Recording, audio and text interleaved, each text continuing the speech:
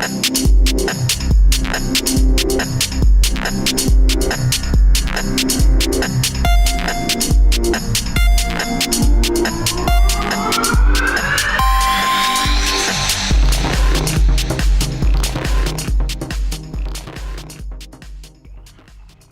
to the One More Rep podcast, where we take it beyond the barbell. I'm your host, Mo Dingo, and with me in the spirit of Halloween is Broby-Wan Kenobi. What is up, man? Happy Halloween, by the way, guys. Wise one you are. Telling you, a lot of care was taken in this list, and as a matter of fact, there's other listeners that are sending me names now that are not on this list, so now we're like 100 plus. You know, like I was telling Mo in the beginning, because when you grow up and you play athletics, you really never get the best nicknames. And so every time, like the first 2 or 3 times, I'm like, man, this is going to be so bad. Like, this is basically just open a can of talk smack about bro. And it's actually been pretty cool. I mean, some of these names I would get tattooed on my neck. They're so legit. Yeah. Brosidon, yeah, definitely. Just right across the throat. I think that one's going to go across my chest. Okay. And then, but this is a good one too, man. Because I love Star Wars. Who doesn't? Well, good. I'm glad you like this one then. Yeah, I've liked all of them. Really haven't disliked any of them. Yeah. Leading up to this, I was asking Bro if he had like a favorite Halloween costume as a kid, and he alluded to more towards like the Jason, Freddy, horror film stuff. But I didn't. Our main contributor didn't have any horror-based names on there, so maybe for next year. So if you know any, yeah, give us a couple. Yeah. So YouTube. Step your game up. Step your game up. We're just under 50 right now. 44. Yeah, so make sure you hit that bell, and that way you'll get notified every time we have new content. Which, I mean, you should be awaiting our stuff anyways. And for those of you that aren't aware, you will find that the content on the YouTube channel is different than what we actually release on the show, as far as the podcast piece. Basically, bro's lazier than Mo. That's what it comes down to. No, I think the edits on the video, I don't have to worry about sound or anything like that, so I'll make a couple of cuts here and there, but I just kind of let it be raw, and I think we've talked about maybe that might be a similar direction we'll go on the regular podcast. We've talked about different options to try and help streamline some of the process. For Mo. Yeah, for me. With my new life, it's a little bit more challenging because I don't have nearly as much flexibility. The hell are you talking about? You were gone for 3 weeks, Mo, on vacation. I was not on vacation. The hell you weren't. You went to London. Okay. That was work. Oh yeah. I seen your work pictures. Hanging out with Sam Briggs. That's work. It's the machine. You gotta. Whenever you see the machine, you gotta take the opportunity and hand her a bag full of 7.5 gear swag. Right. Yeah. I don't even have a bag of that. And then he gets back and gets a red eye, and he's flying out the damn East Coast like, oh yeah, I seen your videos of that. You're at a huge college party, working hard. God. If that's work, man, give me some of that. Well, but then it all started out in Texas, Right, yeah. And you went to Texas. The hell you down there running a competition? Like, oh, come on down. Like, whatever. Yeah, that was pretty fun. There were actually a couple of listeners from San Antonio that you cool? Fucking gnats. Gnats? Yeah. Yeah.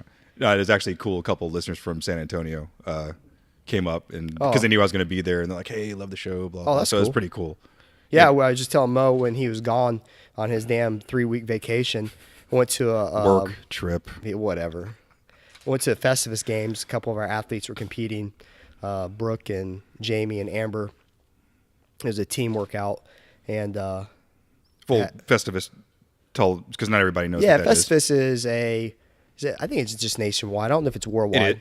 Whatever. I think it might have a couple dribbles overseas. Yeah, it's sort of like the Open, I guess, where everybody does the same workout. Okay. The same workouts, and then your leaderboard is across worldwide, but they have winners of your actual event facility. Yeah, at the facility. So it's made for scaled athletes only. Mm-hmm. They have beginner and intermediate as far as teams. And it used to be all individual, and then they started going to team. Well, they alternate. So they? The Okay. fall is team, and the spring is individual. And then they have a master's component as well. Cool. Well, shows you what I know about this. But no, had a person come up and introduce herself, and it was really cool to hear. You don't know who listens to our show, No. but it seems like anytime I get around CrossFit, we meet people that listen to our show that I had no idea that does, because we're like, I don't know. Yeah, and that was part of the discussion we had the other day. If you saw us on Instagram Live, we were having pizza and beer and just talking about, we like to do meetings and just talk about what's going on and the fact that we still don't understand what the numbers mean. But as we start getting to that point where right now we kind of know who you guys are as far as listeners, because a lot of you just listen just simply for the fact we told you we were starting a show and got that initial swell going. You told your friends, but then now it's getting to the point where people we don't know, or have never met, or which are beyond our particular networks of circles, and it's interesting that people we have never come in contact with are dialing in.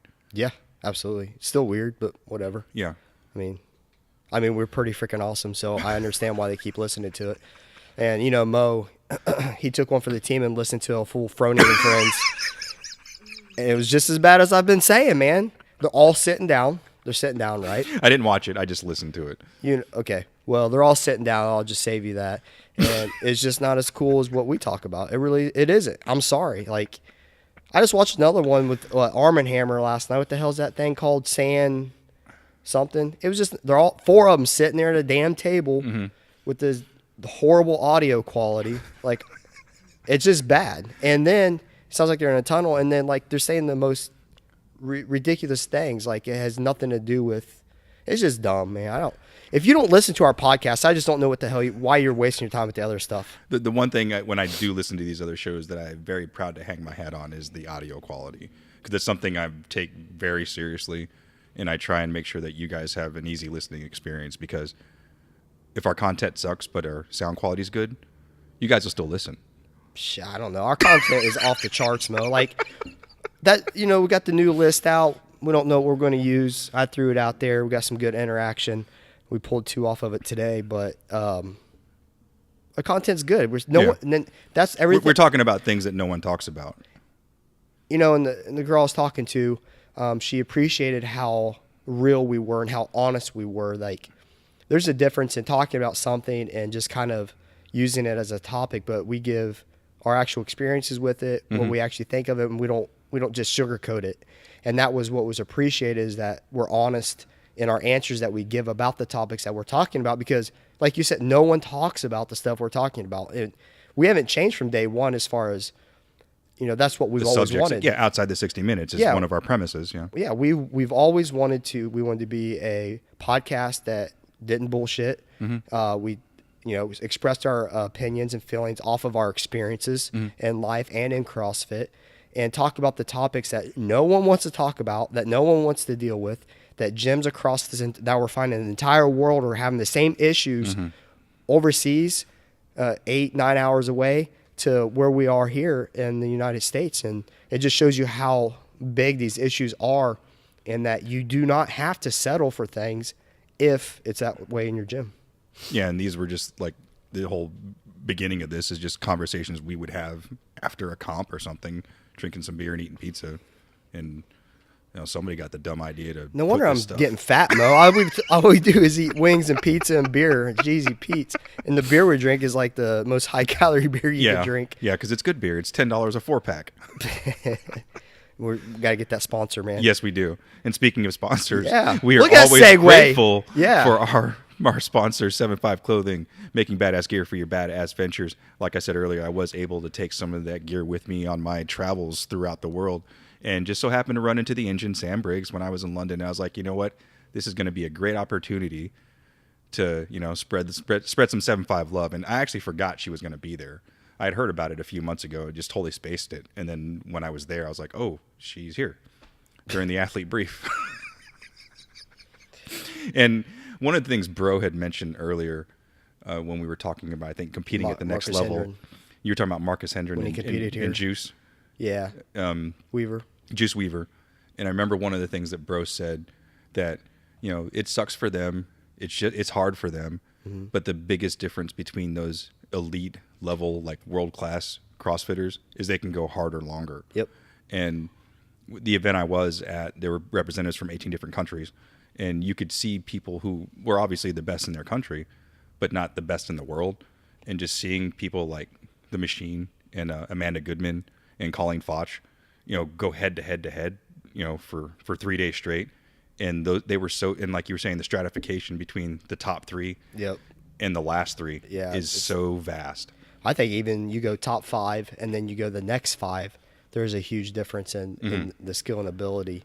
And that, say, after 2 days, that's kind of how it's spaced out. You take your top 5 to your bottom 5. The bottom 5 may get them in one workout because it's in their wheelhouse. Yeah. But everything else are getting left in the dirt, in the dust, because they're just, that's the separator of fitness. It's pretty astronomical. And I think that's cool. And I think we've seen it the last games. Amanda Barnhart, she's going to crush that strength workout. Crush the strength workout, but she's in heat 1 going against the big dogs. And, pretty much all of her idols that she's always looked up to on the bar muscle up snatch. And she's very fit, but you don't look fit when they're beating you by minutes, right? But you're still a top 10 female in the world. Well, and to parallel that from a couple weeks ago, like Amanda Goodman, there was a gymnastics skill workout, and the next finisher finished 4 minutes after her. Right. Like 4 minutes. That's like a whole nother workout. That's a whole nother workout. Yeah. It's a whole, and then, but then, you compound that over 6 different workouts. And at the end of the entire competition, her and Sam Briggs were separated by 1 point, literally 1 point, So it was really cool to see athletes of that caliber, like right in front of me, and just be able to watch them do all kinds of amazing stuff over the course of, the 3 days at the International Functional Fitness World Championships. It was pretty solid. Yeah. So 7'5", man. Yeah. Still kicking it with Wally. We're working on the stick figure. He said he'd do it, Mo. He said he'd do it. Work on the stick. And I came up with the coolest design. I don't know if I should share it on here. No, don't share it. Not yet. I'm not going to share it. They're not ready for it. No, it's sick, though. I think it's going to be a cool design where we can incorporate our little stick figure shooting guns and with the One More Rep podcast. See if Wally can pull this bad boy off. But so if the One More Rep podcast shirt gives you I forget what this is. guaranteed 25 pounds, which now Stuart Brower owns one of those shirts, so he should realize gains here shortly too. He's got to wear it. He's got to wear it, and the 7'5" hat. So if he wears both of those, I mean, come on, dude. It's like it's. And he's listened to Slipknot. Yeah, it's game over. That's those days. It's like dividing by 0. That's when you just load the bar up to 315 and try to snatch it. I'm just saying. I don't care if your snatch is 185 pounds. Load that bitch up. Just go ham. Dude, worst case scenario, you fail 315. Worst case, you fail it, but you pulled that shit. Like, you know what I mean? No one's going to think about your failure like, God, he tried. He just pulled it. What's his max? 185. What? Like, dude, you'd be a legend. If you get hurt, it'd be worth it. Just don't do it here. Just separate a shoulder. Don't do it here. Yeah. Do it at home. Yeah, because the insurance will. That's unforgivable. Now, I was going to say, Wally hooked me up with that new shirt, man. Can't wait. I'll have to post it on here. That's pretty sick. Okay, yeah. Oh, yeah, you did show it to me on the phone. I sure did on the phone because I had it in my hand while you were on vacation for 3 months. It was a work trip. All right, so this week's episode, it's got a lot of traction the other day when it was posted on our social media channels, and this kind of was the front runner in terms of what you guys wanted to hear about it. We did have one title, but we didn't know if it was going to fly. So we kind of modified it, and we're going to go with Get the Hell Out of Your Own Way. Yeah, get the hell out of your own way. I mean, seriously, man. Like, I'm tired of seeing it in the gym. And who was one of the primary champions of this? It was, as far as who posted first on it? I think it was Jamie Metcalf. Okay. And then Brittany from our gym. You're going to see that when we talk about this, how much...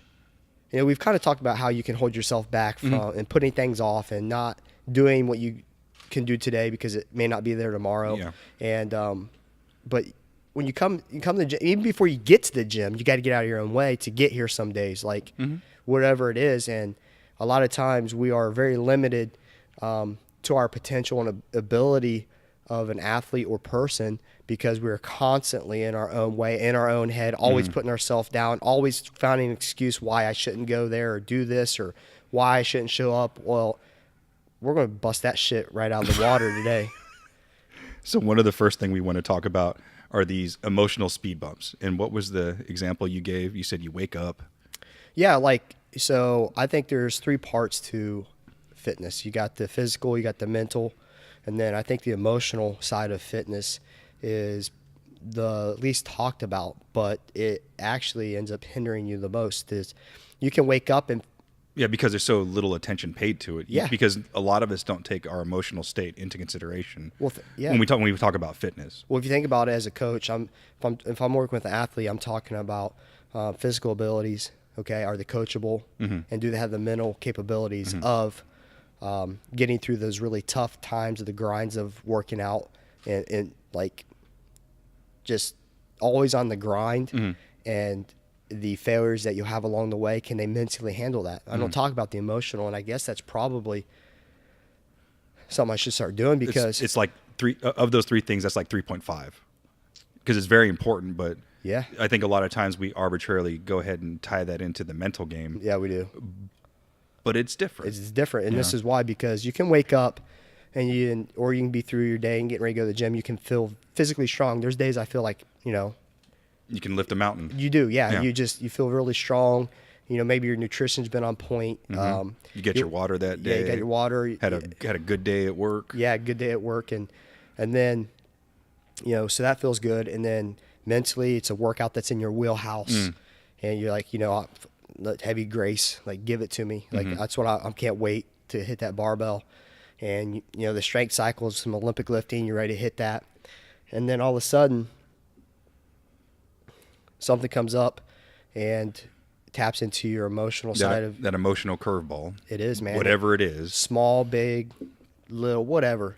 It can be the smallest thing, and it will derail you how you feel about your physical ability that day, and it destroys your mentality right off the bat. And it could be something that's a past relationship, a past issue with your family. You could get a text from your crazy aunt. I know. And that's what I was going to say. It's usually some sort of external factor. I think majority of the time that's what you're going to find. It's external from your everyday, and that that derails you completely. It makes you feel like now all you want to do is go home, lay in bed, get under the covers, and like just do some nothing. shower beers and Haagen-Dazs. Right, and just think you were ready to conquer the world, right?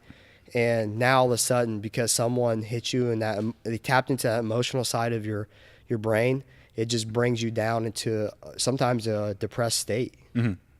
And we're not saying that by you allowing one of these emotional hooks or these curveballs, we're not making any claims that you're a weak person or you're unable to overcome these things. But those little bitty curveballs it will have an impact to some extent. Whether it's like catastrophic, I've seen it, or even just the fact that you've had to expend mental energy to think about it is sometimes enough to deteriorate your performance, or not even come to the gym. You know what I mean? You got your nutrition dialed in, got your water, you've been hitting it really hard. You've been having success. You've been crushing it at the gym. And then your day comes up when you're ready to go in and kill it again. Something happens and it emotionally it zaps you, and then you literally could give 2 shits if you even go to the gym, right? You don't even care. You don't care about anything. You don't want to you don't see anybody. You just want to go home. You want to be alone. Just walk it off. Just get out. Like, leave me alone. I just want to be alone. And that's what sucks, man, is we don't pay enough attention to that. I think it's one of those things that's probably ignored. I mean, I think I've probably neglected that. And talking to some people I work with nutrition wise, it's how much it affects your nutrition as well.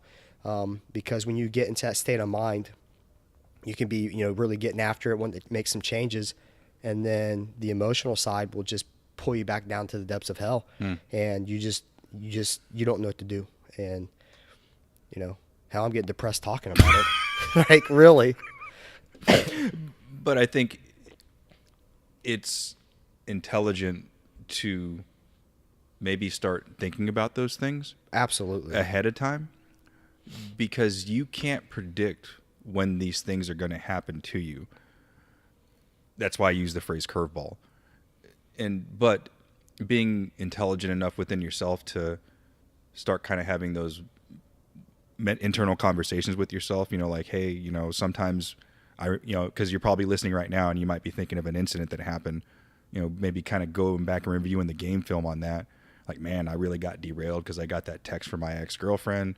Okay, how did I handle that? Well, I didn't handle it the right way because I went home and I just sat on the couch and I was sad.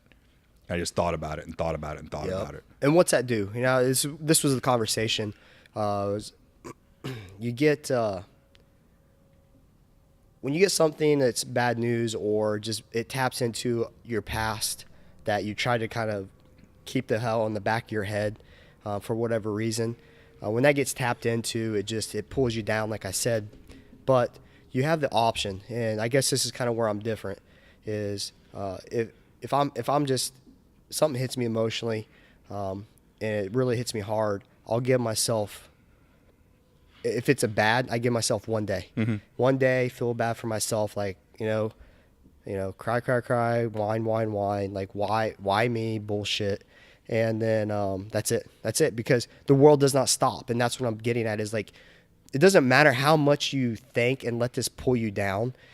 The world doesn't stop. The gym keeps going, your work keeps going, your life keeps going. Nothing's waiting for you. Mm-hmm. But you're missing out now because you made a decision to let this, bring you down, and you're getting in your own way of succeeding. You're getting in your own way of going to the gym. You're getting in your own way of going in and getting into a community that, people really care and love you and doing some good stuff. Like, you're definitely stopping yourself from doing that. I think one of the things you just hit on, though, is dealing with it in a healthy way. You start trying to shove that down in your little box of despair. Yeah, eventually, bad boy gets full. Yeah. And when it spills over, that's when these mass shootings happen, Mo.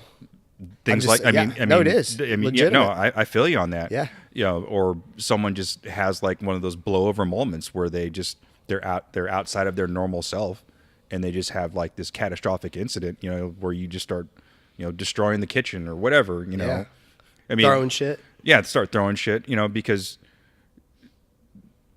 you have to address those things. You can't just keep shoving them down into that corner because it's not healthy.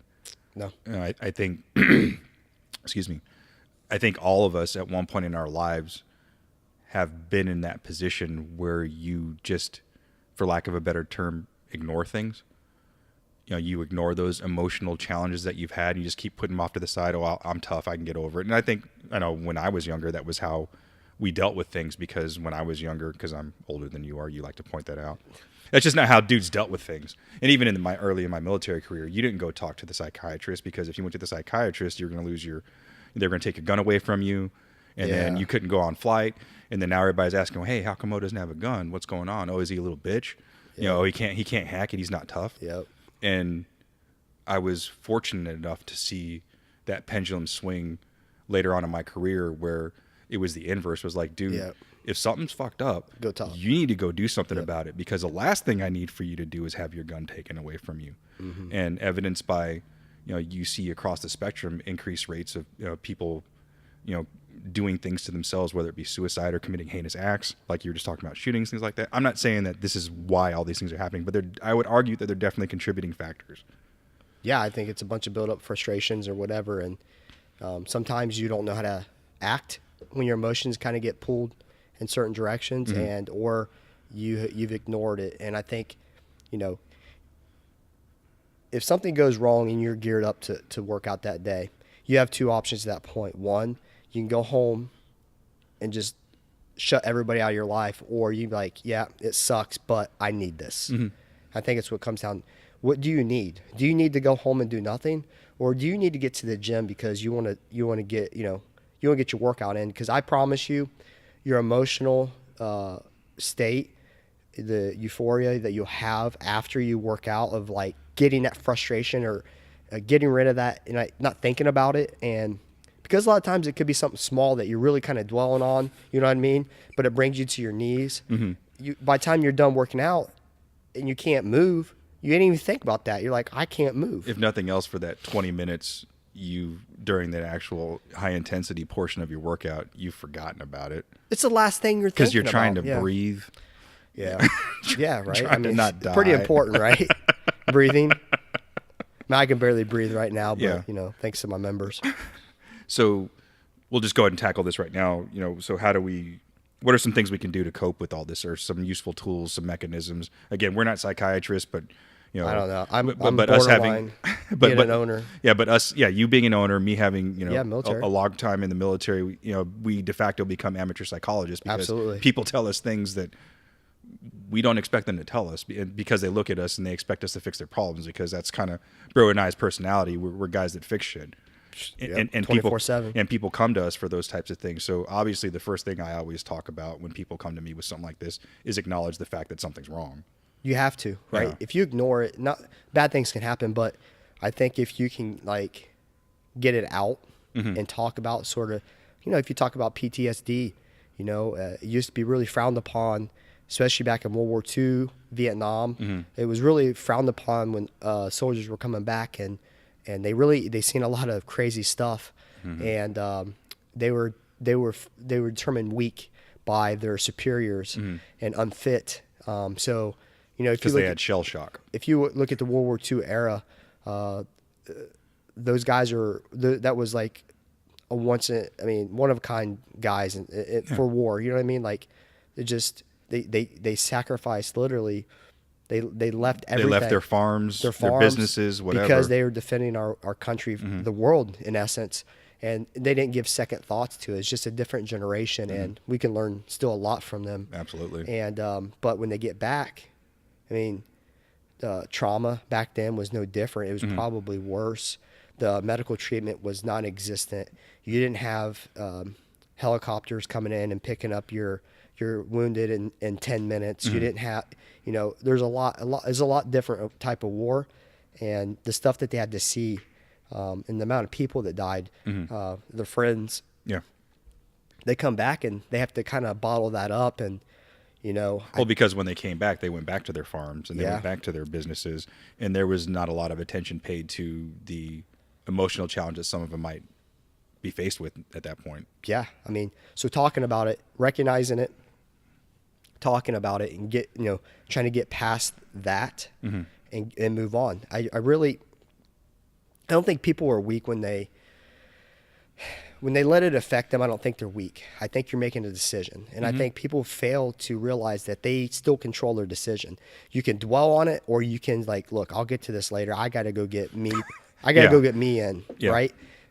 If you don't go get that me time in, it only makes you, when you're at home or wherever you decide to go, it makes it worse, in my opinion, because now you have more time to do it because you're not at the gym for 90 minutes. And, it's just, the serotonin, everything in your body is just, it's not the same because you haven't had that dump. You haven't had that dump. And so, yeah, I think recognize it is number one. And then number two, making a decision. You're going to let it defeat you, or you're going to just man, I got this later. I'm going to go do me.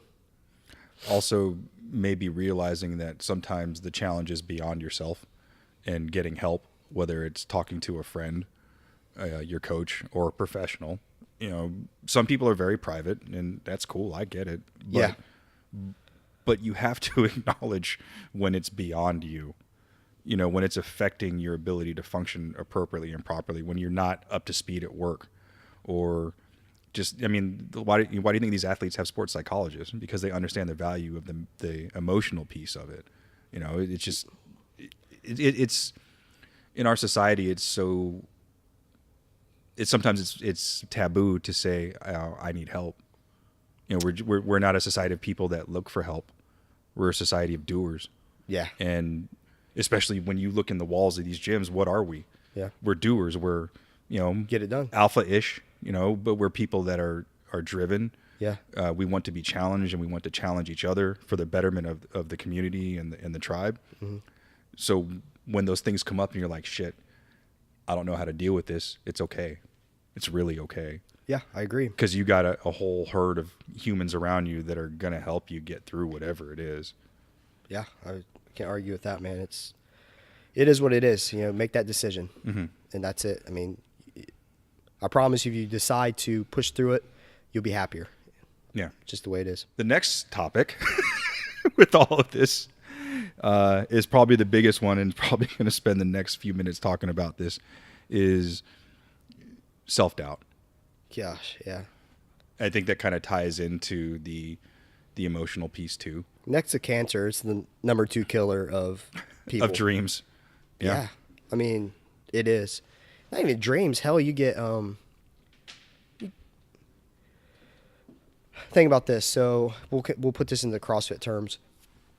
You're warming up. It's one rep max day snatch, and your last you build up. You hit your 95 for a double. Okay, you go to your new PR attempt, and before you even walk, I see this in people all the time. I can tell they're going to miss or make a lift 90% of the time before they even pull it.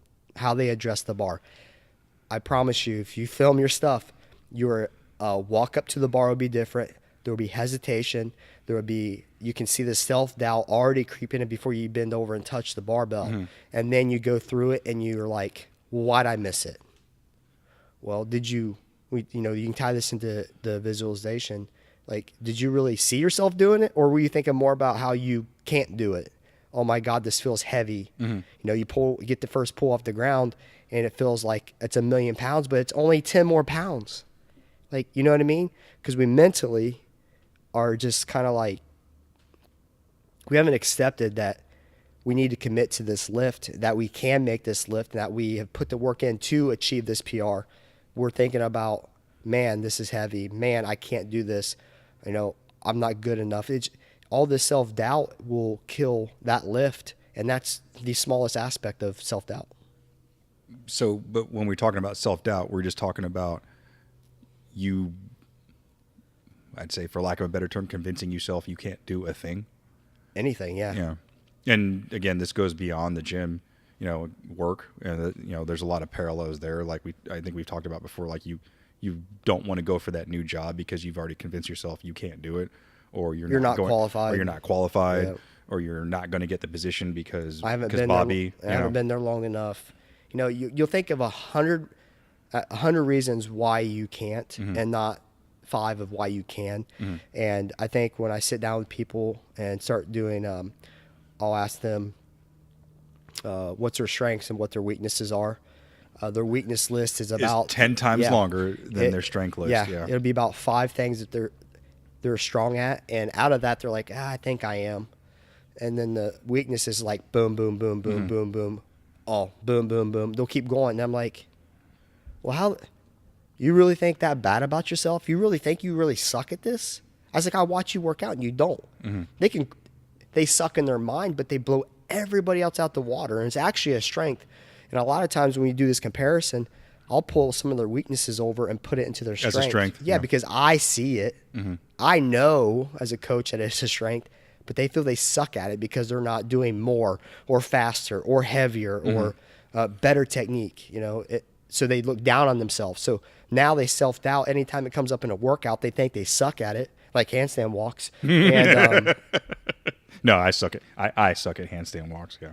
Yeah, but you know what I mean? Like, do you really suck at it, or are you still learning? Oh, yeah. Right? No, I'm saying in general, right? Or you can't do 100 foot unbroken, but you can do 50 foot. You can do 50. You can do 50 foot unbroken, back to back. Yeah. So, right? Oh, you're so bad. But self-doubt it's a definite killer, mm-hmm. in every aspect of life. And I see it inside of our gym a lot of times. And I do my best to reinforce and build up, and I don't coddle for shit. And it's just, I don't know if you guys would expect me to coddle, but I'm also not, I'm not naive where I'm just going to beat you into the ground because. But you also don't bullshit people either. Like, you don't tell someone they're amazing when they're not. Yeah. I'm not going to tell you good lift when it was a bad lift. Yeah. I'm going to say, hey, that was pretty freaking bad. Like, what the hell are you doing? We never taught you this. Let's tune that up a little bit. But this is the part you're missing. And mm-hmm. this is what I want you to focus on. These next 3 lifts at the 65%. Really focus on those and recheck it. And then if they did one portion of those good, then you give them positive reinforcements. Yeah. Okay, hey, you got it to the pocket that time a lot better, but you're still pushing your hips into the bar. You're not letting the bar come into the hips, and you're hopping forward. It's going to kill your lift every time. So give them positive reinforcement on an aspect of something they're doing right. Like I said a couple episodes ago, catch your athletes doing something good. And that's critical, right? You catch them doing something good. And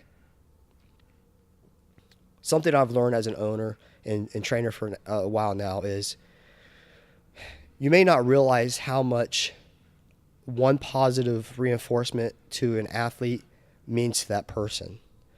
Because especially in our gym, we are very, very hard on technique, form. We teach very advanced things in our regular classes. Our expectations are higher maybe than some other gyms. When you get through that and you have all these difficulties, there's a lot of failure that comes with it. You're going to fail so much before you actually get it. You know, when we snatch off the blocks or do cleans off the blocks, or when we work in positional things, for the longest time, they can be very frustrated, and they'll come through an entire day, and all I'm done is fix something that they've done wrong. They've done nothing right because they're still learning, right? But I also have to be smart about this, and I do this as well as I can, is, look, guys, this is challenging, okay? It's going to take some time to get this. We're going to fail a bunch, but I promise you, once this gets going, it's going to start clicking, okay? But it takes time. Nothing we do here is easy. No, nothing. Yeah. It's not. Yeah. But I think, you know, if you, like you said, people look up to you, and they look for answers or positive reinforcement, because if it's good, because, you know, I talked to another member, came from another gym, and they were doing dumbbell snatches. And here they're doing it. I'm like, what the hell's wrong with this? It's so bad. And so we actually put the equipment down. Hey, we got to have a talk. Like, it's that bad. And you can't reinforce bad habits. I didn't say, hey, man, good job. Great, way to go. Oh, hey, you're doing great over there. You can't step over the dead bodies either. Right. Yeah. Because if you know you're doing something wrong, Mo, right, you just know. Like, and I'm waiting for you to tell me I'm doing something wrong, and you walk by me, I'm like, what the hell? No, I walk by and say, great job. Yeah. Looks good. Good. Way to go. Keep doing it. You know, if I give you this positive reinforcement when you're doing something bad and you know it's bad, and you're not even like a trainer, you're like, well, I know mine's not looking like theirs, so why the heck are they telling me good job? Yeah. Now I'm confused. They see through it. They see through it. Now they know you're fake. They know you're fake as hell, because they know you're just there to walk around and fling out these random cues and these awesome jobs, and you guys are doing great and clapping your hands when they're messing up. That's not a trainer. A trainer comes in and they make those corrections. Like, whoa, bro, drop your shit. Yeah. Like, we got to fix some stuff. Here's what I want you to focus on. Give it to them. I want you to do this. Focus on this. And then, like I said, reinforce it. Hey, you did this right, but we're still doing this wrong, right? Another piece of that self-doubt thing, like you said, the things I do bad list is usually longer than the things I do good, is sometimes I think people get that twisted with being humble. They don't want to brag about themselves. They don't want to say, oh, I'm good at all these things and I'm only bad at these couple things. Yep. Okay. You know, it's okay to acknowledge that you've worked hard to achieve a skill set. You're not walking around pounding your chest with a t-shirt on that says I can walk 100 feet on my hands. You know, it's okay to say, I think I'm good at these things. Yeah. And if you're having that conversation with your trainer and you're not good at those things, they'll tell you. They should tell you. Yeah. No, you're right. I think people, if you have the right people that's doing this, there's some cocky, arrogant pricks out there. I've met them. They're top competitors. They think they're the cat's ass, and they're not. Because you know what? There's people better than them. There's always someone. Better than you, right? So, but at the same time, I think it's a fine line. You got to find, how can I be cocky, okay? Which I don't think, having swagger is not a bad thing, and I talk about this. Having a swagger is good because it gives you some confidence. Yeah. And when you're down and out, you don't have that confidence. Now you are thinking all these negative things. But if you're on fire, right? You're like, man, this bar feels light, and it's like 90%. Same thing like with baseball. There's some days the ball looks big as shit. Yeah, and you have a great day, and you just crush it. Instead of sitting there and like, you know, being cocky and arrogant is good if it's done right. If it's not malicious. If it's not like, yo, bro, you're weak. You know, what was your score? Oh yeah, I doubled that. You know, stupid stuff like that is ridiculous. Like that, I hit someone across the face with something, and if they ever did that with one of our athletes, that's just, it's so not cool. It's not appropriate. It's not needed. No, it's not. But that's taking it to the extreme of being a douchebag. Okay, you can walk around proud. Okay, you just stuck your 95% lift. Your 95%. You're 95. Yeah. And like you can stand up, feel good about yourself. Do I think you should take the bar and do this bar slam and like let everybody know that you're creeping on the douchebag side again? Like bring it back in, like just a little bit. Because I tell you what, everybody in the gym, if you're a good dude or a good girl, they're and a good as in you're nice and not cocky and arrogant or whatever. Good human, yeah. Right? Everybody, when you're going for that PR lift, they're going to turn around and watch you. Yeah. Okay? They're going to turn around and watch you because they want you to succeed. They want you to make that lift more than anybody. And you know why? Because when that person is watching someone else, they're going to do the same they're thing. doing the same thing. Yeah, I can't count how many times I've let my 3 minutes expire just so I can watch somebody else, try and hit their PR. Yeah, because it's cool. It is cool. So yeah, you can be overly cocky and douchebag, and you're going to be getting in your own way of how good you actually could be. Because sometimes when we get arrogant and cocky to the point, now you think you know more than your coach. And now you're actually going to be held back because you're not. You're getting in your own way at that point. That's what I'm saying. Yeah, you're getting your own way because now you become a person that's not coachable because they think that they know it all because they're hitting a groove, and I'm off. I'm in the back and I'm watching. I'm like, man, he's got a 300-pound snatch, but he has about 40 more pounds than that. Mm-hmm.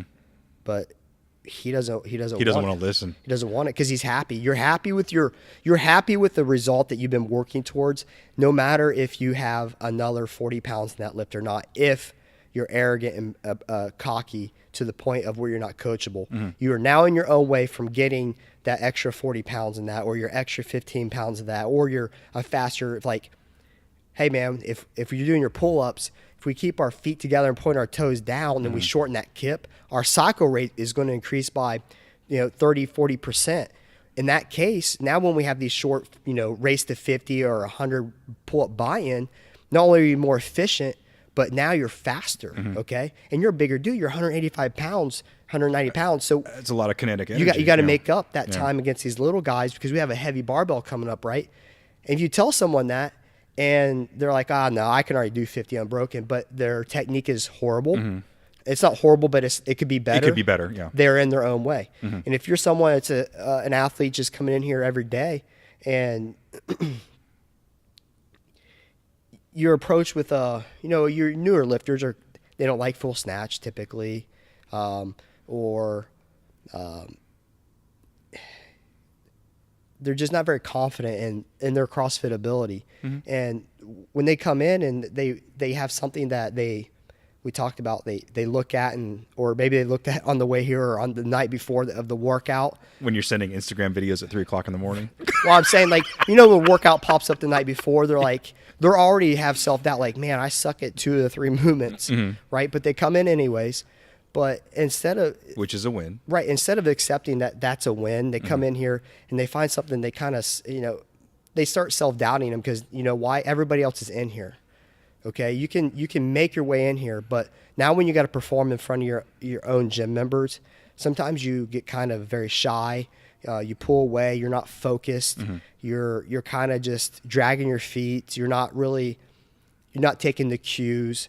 Now you become uncoachable and at this most basic level because you're not getting out of your own way of opening your eyes and ears and understanding you're still in a process. Okay, you want to snatch you snatch 150 pounds as a female. Well, say you're at there's a path to that. Yeah, you're at 125 and we're doing some percentage work. Well, yeah, you get out of your own way. You have to be confident in what you're doing, but when you're not confident in that, then you are really stopping yourself because you don't take the information and the cues and you don't apply them to take that next step. Yeah. So at the most basic level, you can do this as well, is you may not do it with intention like these top level athletes will, but you're really getting in your own head that I suck at this, I'm no good at that, I can't do this, I can't do that. Well, why can't you? Because I've seen you do it. Can you do it as fast as others? Nope. Could you? Yeah, it just takes time. Yeah, and does that make sense? Yeah, no, it totally does, because what I was going to close that out with is one thing I constantly remind myself and other people about: getting to the gym is the hardest part. Everything else after that, you're already there. Just do the work. Listen, keep your eyes and ears open. Your coaches and trainers will get you through it. And if not them, your family that's out there suffering with you will get you through it.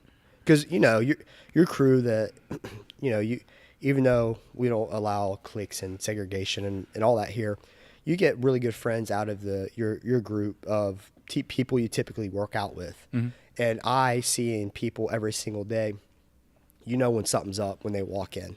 They walk in with it's like a little kid dragging his book bag. Like, something's going on. Or if someone's walking and they're squeezing the butt cheeks together and they're walking, they really gotta take a shit, Mo. Yeah. And so something's wrong. Like, it's just not adding up, right? So when they walk in a different cadence, you notice that right away. And then when you greet them, it's not as... It's different. It's different. Yeah. So your crew that's in there, they're going to know. And maybe this will kind of go into what you were saying. You can talk about it a little bit, and they're going to be there for you to listen. Mm-hmm. But you're also going to double dip on this one. You've got to talk about it, but now you can just walk out onto the workout floor, because maybe you're rolling your quads out and you're like, what's wrong? Like, yeah, I had nothing. Oh, no, what's wrong? Something's going on. And then get that conversation started, kind of release that little bit of steam, and then you get to go work out. And when you leave, you're like, you're chest bumping and high fiving, right? You know what I mean? Let's go shotgun a beer or something. But kind of giving you guys, some personal history when it comes to all of this, when we talk about self-doubt, Bro and I talked ourselves out of this shit a few times. This podcast? Yeah. Oh my gosh. Yeah.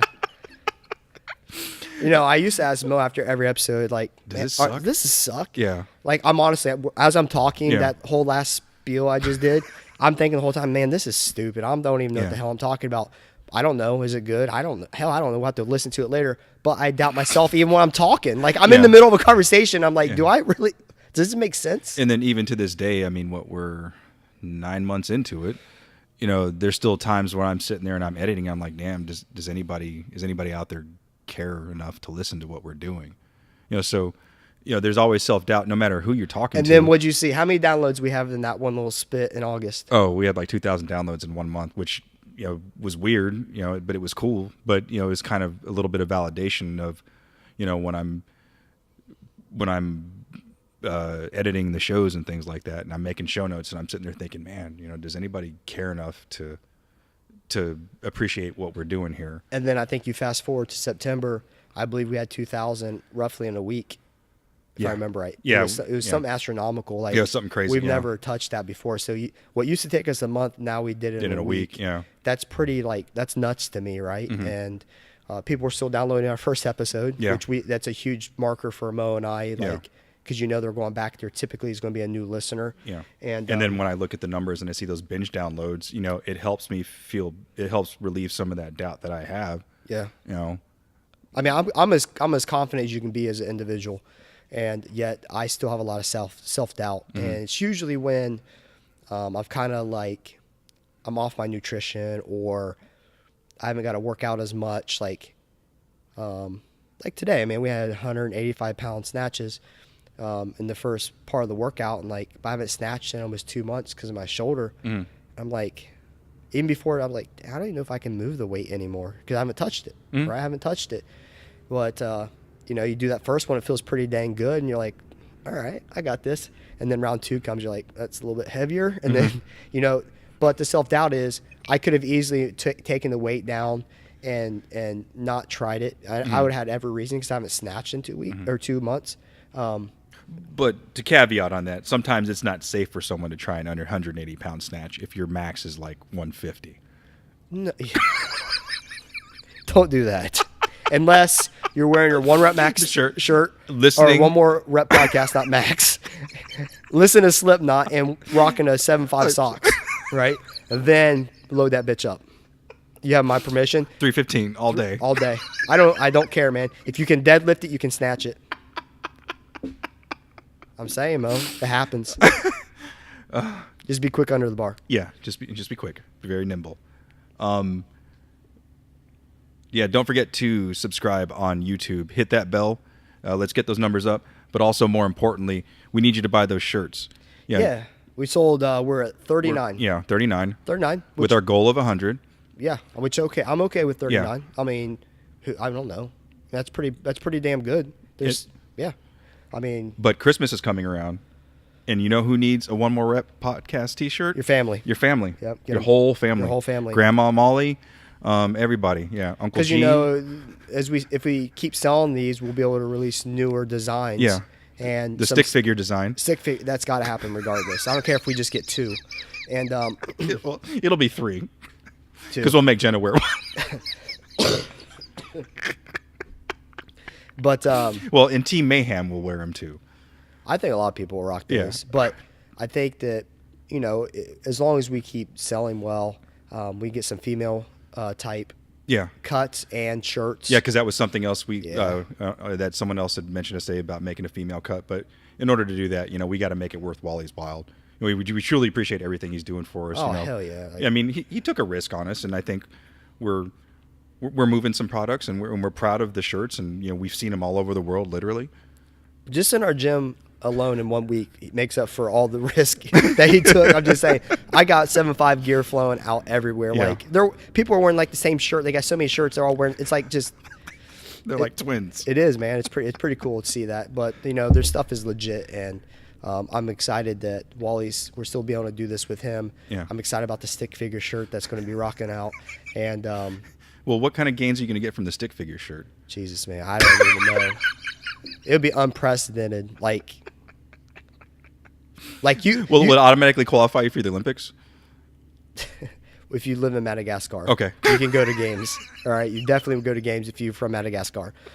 But no, yeah, buy the shirts. It'll help us out. Helps Wally out. Another small business. Yeah, absolutely. And that's real critical. Advocate of the military, which I support our troops 99,000%, and so is Mo. Obviously, even though he's out. And the YouTube's pretty big. I think that we're going to get on a regular basis here, where everyone from here on out will be on YouTube, and we're going to time it to where it releases with the actual audio version on iTunes. So you can get them at the same time if you want to listen to one or the other, both. But you should listen to both. Yeah, it helps us. Well, you should watch one and listen to the other. You can watch it while you're listening to it. I'm just saying, man. That's what I do. All right. For this week's call to action, get the hell out of your own way. Just, it's okay. Everybody has bad days. Everybody lets that doubt creep in. But, acknowledge it. Do something about it. Just kick that doubt in the ass, and go get to the gym or whatever your thing is. Because I know not everybody out there listens to CrossFitters, but go do your thing, whether it's running, whether it's going to ride your bike. Nick, I know you listen, and thanks for the voicemail. But yeah, dude, you just get out there and go to it. Get at it. Yeah, stop being a bitch. Like, just honestly. That's just the reality of stop being a bitch. I've been a bitch before. It's okay. Yep, but you know what? Too. Yeah, I mean, Jenna's been a bitch all the time. Mo's bitched out. I mean, we all bitched out, honestly, and that's okay. Yeah, it can happen, but it will happen. And it does happen. Absolutely. Even your best athletes have bitched out to what their standards are, but it's how you come back. Like, don't let that get you in a rut and let you start thinking like, hey, I am not that good, or I can't do this, or guess what? We all have bad days in the gym, but a bad day in the gym is still better than no day in the gym. There you go. You know what I'm saying? Like, get your ass in here. Don't bitch out. Get the hell out of your own way. Peace. That's all I got to say. I'd drop this mic if it went on a stand. That brings this week's episode to a close, and I'm Mo, and I'm out. See ya. Remember, Sebastian like my bro daddy. Oh, you see that? Yeah. I was going to say brodaddy.com. Don't do that. If we have any web developers, we need brodaddy.com. I'll make that shit. Bye. How was that one? No, seriously. It really is good. I think a lot of people will relate to it. Why? Did you relate to it? Yeah, I almost started crying. When? When?